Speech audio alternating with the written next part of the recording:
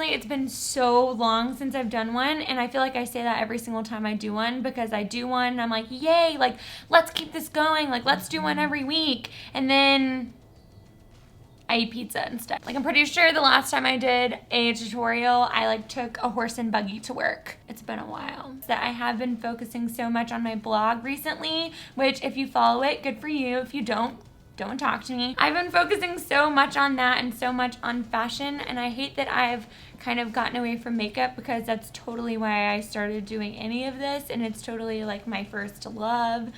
So I'm really hoping, no, you know, I'm not even going to make any promises or goals, and I don't believe in New Year's resolutions, so I can't promise you anything. I'm just here today.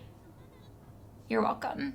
Anyways, I decided to film a short tutorial for you today. There's no way it's gonna be short, that's a lie. A averagely long tutorial that I've cut down as much as possible. My husband actually got me this eyeshadow for Christmas, and it is by Anastasia, and it is called Truffle Glitter, which, I mean, what's better than like something that's chocolate and something that's glitter? Like, it can't get better than when we put it together. So this look is super easy. It is literally basically it's like either one of those. Basically just that one shadow all over the lid and blend it out. And then I use like a slight transition shade, but you don't even really have to. You just know that when you're surrounded by makeup, it's hard to say no to all the choices, you know? It's like going to a buffet and it's like, oh, you can only have macaroni and cheese. And don't get me wrong, I'd be really excited about the macaroni and cheese, but if there's like rolls and meats, and this allegory is getting way too out of hand. If you do follow me and you're wondering which animal I had to kill to get this much hair overnight, I have my Bellamy extensions in.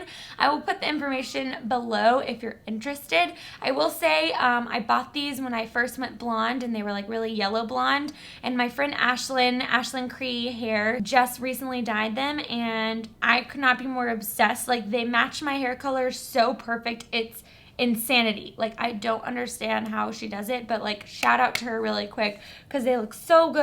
And I just feel like it's the one time in your life where you get to have your cake and eat it too, you know, because like, I have my short hair whenever I want to rock that, and then it's like, oh, it's a Saturday, why not pop the extensions in and have a good hair flip. I think that's all I have to babble about today, except to ask you to please subscribe if you feel led to do so. Also,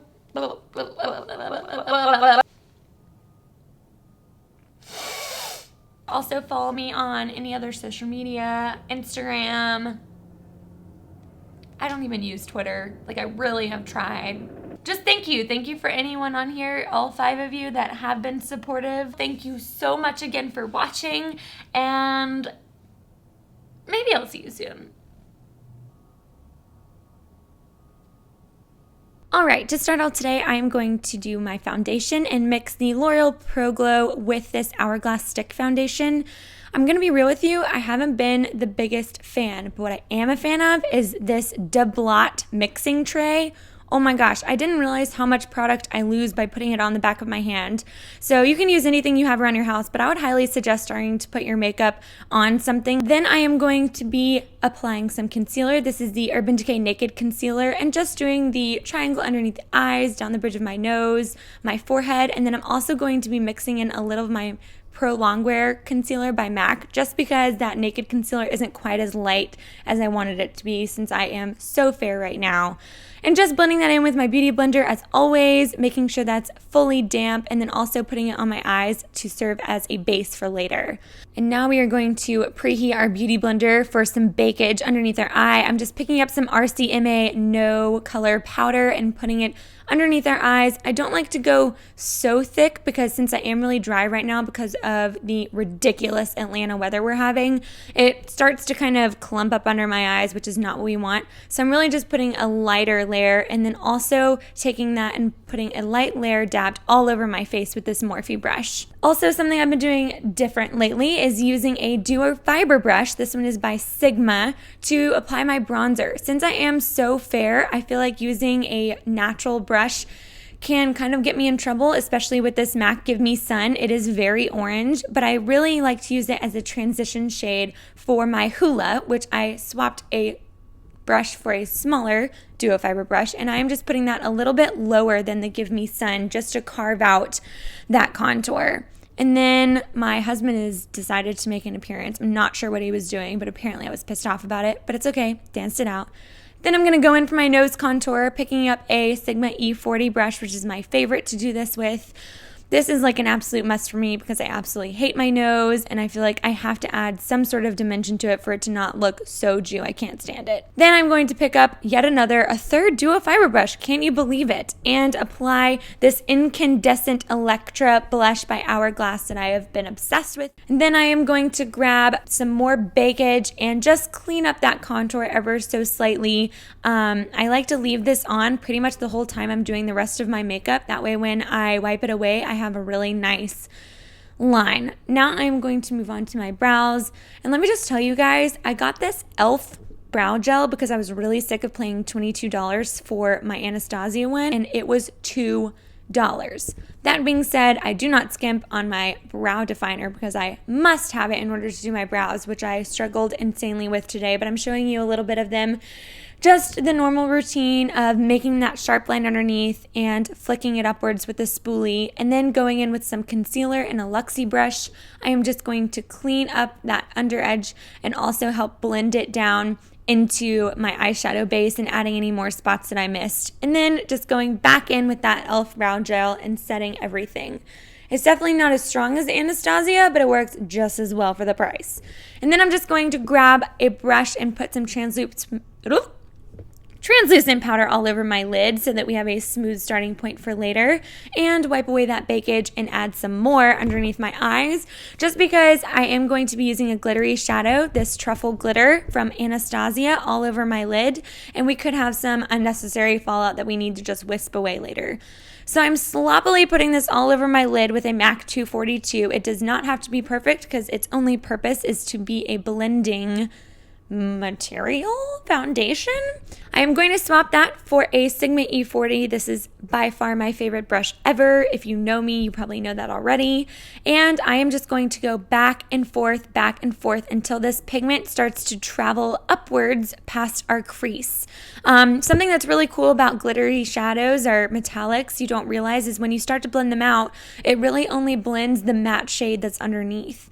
But I am going to pick up a transition shade. This is Barcelona Beach by Makeup Geek, and just throw it over top just to make sure it's seamless. It was getting a little choppy since it does have that glitter in it, and I just wanted it to be flawless. But this look is so easy. Oh my gosh, all you had to do was basically one shade. Now I am going in with some Fix Plus and spraying that same exact color, and I am just going to throw it all over the lid. Something that I really like to do when I'm doing a metallic like this is I will wet it once again, super wet, and pull my eye taunt and just put it in the center. And it kind of gives you that halo eye effect without having to actually do all of the shadow work. Then I'm going to go back with my E40 and just make sure everything is blended. Now, I am only doing this step because I am going to be applying lashes, and I wanted something to kind of help forgive the band. So I am using this CIATE, I think that's how you pronounce it, CIATE London eyeliner, just to do a very thin line to help hide the band. Then I'm just going to slap on any mascara. This is Carbon Black Voluminous by L'Oreal to prepare for lashes, and begin to wipe away that bake that caught all of our fallout from that glitter so that it didn't stick to any of our foundation. Praise Lord. Then I am going to go in with that same Barcelona Beach color on this Morphe brush. I can't remember the name, but I'll try and put it down below, but I love this pencil brush. It's so fat and thick, so it really helps you blend it out, and I am just lightly throwing that under there. And then I decided to pick up a really dark brown. I believe this is Americano by Makeup Geek, just to give it a little more depth and dimension and define that lower lash line and help really tie it all together. Then I have Mylar by MAC, and I am just lightly patting that at my brow bone. I love this shade because it's not super glittery or metallic. It just gives that really nice sateen finish. But then I'm going to go the opposite direction for my inner corner highlight because, like, you know, we have to do it upright and use some nylon. And then I am going to go in with this MAC NW20 pencil in my waterline. If you don't like to spend money on a pair of lashes for every single time you want to wear them, I like to cover mine up with some liquid eyeliner and really really take them back to that original black shade before I ever put them on my eyes. And you certainly do not have to wear lashes with this, but as you can see, I believe they make the biggest difference, and they just lift and open your eyes and just give you that little edge of glamour. And then we're gonna highlight the best part of the day. I am starting out with Lara Geller's Gilded Honey highlight. I absolutely adore this highlight. I'm putting that on my cheekbones and then my cupid's bow and the tip of my nose. And then if you really want to step it up, grab that Fix Plus and do the same thing you did with your eyeshadow, spray it on a fan brush and go to town. And that really takes it to the next level. It gives you that wet, shiny, stroby, beautiful, who doesn't want it glow. And if you're wearing a top like I am that shows your shoulders and your collarbones, it is a must for me to highlight them, and it really just adds structure to your body and brings attention to like your best attributes in my opinion. And then I am going to drench myself in Fix Plus, and that is it for this tutorial. Oh, wait, no, it's not. Just kidding. First, we gotta add some nude lipstick. Guys, nude lipstick. I'm wearing a nude lipstick. Like, you should be floored. This is Mannequin by Jeffree Star, which I have fallen in love with. It is the first nude I think I have ever found that I actually like on myself and doesn't remind me of being a scene kid in 2004 and putting concealer on my lips. I'm grabbing a little bit more highlight, that Lara Geller Gilded Honey, on my finger or on a fan brush, and I'm just going to douse my cupid's bow with that and then really just press it in and blend it with my fingertip to help pout up my lips since they're pretty sad on their own. And then I'm going to grab a beauty blender and just kind of press everything together and make sure it's one flat layer. Take my hair out of its doo-doo wad, and that is it for this tutorial. Thank you so much for watching, and I hope to see you guys soon.